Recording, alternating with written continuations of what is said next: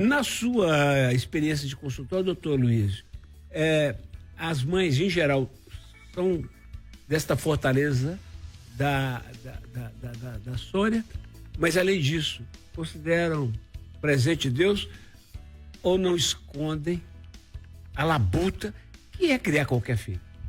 Eduardo, eu tive uma oportunidade do ano 2000 até o ano 2020 de fazer um atendimento voluntário semanal na escola Dona Argentina Castelo Branco, uma escola de ensino especial do governo do estado de Minas Gerais, onde crianças com as chamadas deficiências múltiplas, eram 250 crianças.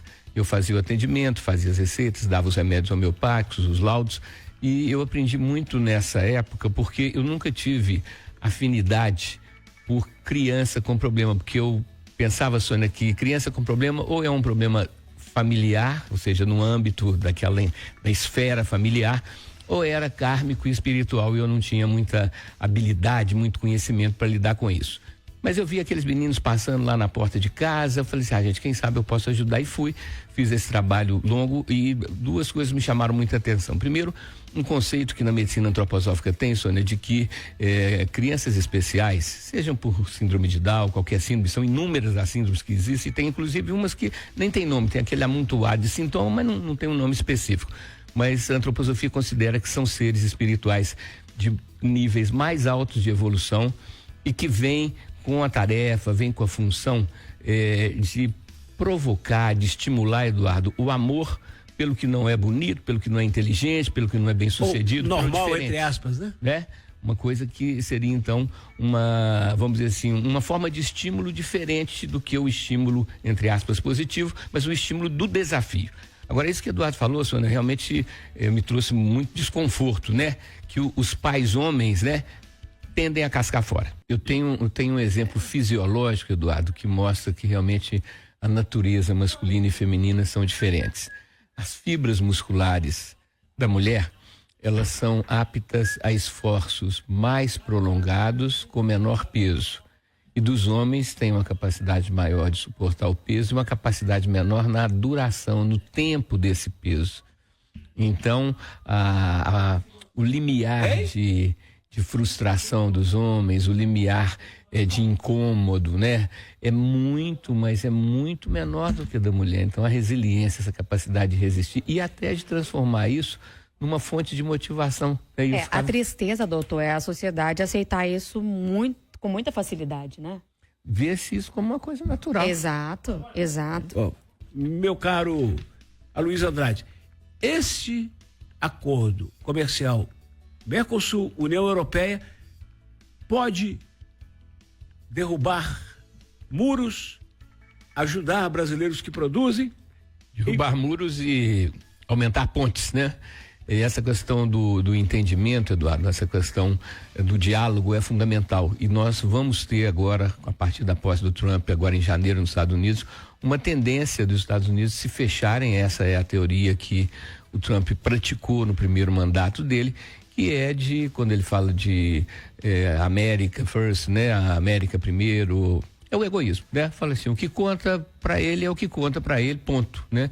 Então eu acho que vai ser um contraponto importante, uma forma de equilibrar a balança e de fazer com que haja um maior entendimento entre esses países da Comunidade Econômica Europeia e do Mercosul, né? E as resistências a gente entende, porque alguns países da Europa, a França é um exemplo clássico, né? Tem muito protecionismo, então quando começa a haver uma livre concorrência, quem vem sendo protegido se sente, obviamente, agredido ou desprotegido. Então, vamos torcer, vamos orar para que realmente esse mercado seja um mercado acrescentante para ambas as partes, né? Porque eles falam de ganhador, onde as duas partes levam vantagem, as duas partes se dão bem. Música boa. Aloysio Andrade, com as suas vivências psiquiátricas e homeopáticas, o senhor está absolutamente convencido de que não há muita coisa que faça tão bem a alma como uma música? Uma música, né? A música, ela tem uma capacidade neurosensorial, uma capacidade neuronal de ativar determinadas regiões cerebrais da alegria, do bem-estar, e até as músicas, né? Até o chorinho, que seria uma coisa, vamos dizer assim, para homenagear, entre aspas, aí a tristeza, movimenta sentimentos, movimenta percepções. totalmente acrescentantes. Por isso que eu acho que é fundamental que cada um de nós tenhamos a sua seleção musical, principalmente para quando você está ou em momento de comemoração ou em momento de lamentação, você mexer na sua química cerebral, não através de pensamentos, não através de leituras, né? Porque isso é muito lógico, né? Mas através do som, Eduardo. Isso é fundamental, neurologicamente falando, é uma grande ação psicoativa de expansão de consciência, de aumento de bem-estar e de produção química, porque a partir do som, a partir do que ele gera, a gente produz uma química que é uma química que vai ser mais consistente, mais duradoura, mesmo depois que você para de ouvir a música. Ô, Luiz Andrade, Vossa Excelência, eu fico pensando aqui em Budapeste, amigo, em Praga, em Viena. Não, na boa, eu devo ter um gosto diferente. Em Londres, você gosta muito, é mais de Paris, doutor? Não. Minha preferência é por Buenos Aires.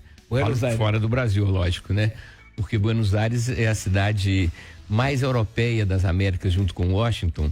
Então tem uma história e houve todo um momento pleno de Buenos Aires, que infelizmente por ações políticas precárias, Eduardo, houve uma destruição da Argentina, culminando com aquela ditadura horrorosa, né, sanguinária, que tivemos então, incluindo até a Guerra das Malvinas, né? A quantidade de jovens, na época que eu morei em Buenos Aires, você tinha dentro dos ônibus, entravam, né, aqueles mutilados de guerra, sem pernas, sem braços, né, pedindo esmola. Então, Buenos Aires, a Argentina, é um lugar muito especial, vale a pena a gente passear lá, porque é perto. Doutor Luiz, os meninos de hoje estão assim, eles não estão aprendendo o sentido da frustração, do querer e não poder, ainda que sejam coisas banais, para mais tarde não sofrer, doutor? Dentro da teoria de que é de pequeno que se torce o pepino, ou seja, de pequeno que você faz o treinamento dessa criança para aceitar o limite, aceitar o não, aceitar que a vida tem os dois lados da moeda, né, Eduardo? Agora, quando a mãe tem essa atitude de dar um apoio irrestrito ao seu filho, aí você começa a criar os monstros futuros, né? Porque a partir desse tipo de protecionismo que as mães fazem, né, estimulando esse egoísmo da criança, ele a partir daí se torna o que? Um ditador, desde pequeno já mandando, né? E dentro daquela música antiga do carnaval, do mamãe eu quero mamar, dá chupeta pro bebê não chorar, se ele não recebe a chupeta, ele começa a gritar, aí ele não chora, não, ele berra, né? Então eu acho que quando tem esse apoio que a gente está vendo estatisticamente aí, né, pelas manifestações, eu acho que é um sinal de maturidade da comunidade que está opinando sobre essa situação. A Luiz Andrade até sábado que vem, 10 da manhã, sexta que vem, 10 da manhã, se Deus quiser. Sexta que vem, homenagear a São Nicolau, que é o protetor das crianças e dos jovens, né? Semana passada a gente estimulou os ouvintes internados a fazer os exames de rotina para conferir como está a saúde. Hoje vou reiterar essa necessidade de a gente fazer exames e da caminhada, gente, tentar fazer entre 2 e 3 caminhadas por semana, no início do dia de preferência. Isso aí faz uma diferença enorme na saúde. Boa sorte, sucesso.